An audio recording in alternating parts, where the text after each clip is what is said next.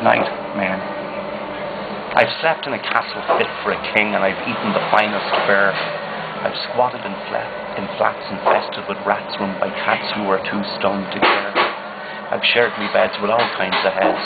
I've kipped at the YMCA. But whatever my look, I was never so sick that I didn't have somewhere to stay. I romanced for a night in the bridal suite at the legendary Shelburne Hotel. I have rested my head and been watered and fed in more than one prison cell. I've dozed on trains and buses and planes. I've crashed in the doorways of shops. But if I were to choose my favourite snooze, I'd say telephone boxes are tops. They offer an air of unrivaled repair. Their dreams are placid and sweet. They freely abound. There's one to be found on just about every street. They're cheerful and cheap. They're easy to keep, though they don't have a bath or a loo. But it's not every day you're invited to stay in a room with a three-sided view. I once slept on a beach when the tide had gone out and came to when the tide had come in. At 4 a.m, without any warning, I found myself soaked to the skin.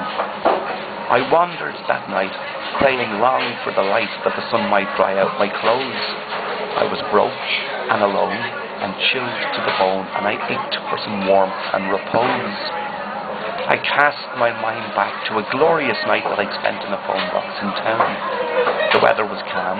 I had just rang me mum, and I smiled as I laid my head down. I dreamt I had gold and riches untold.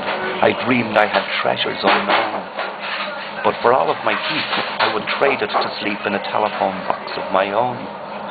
Because very few know about life on the street, and some can be rather obtuse. They think they have sole right to a comfortable night. They think phones are for public use. Well, how would they feel if this was the deal?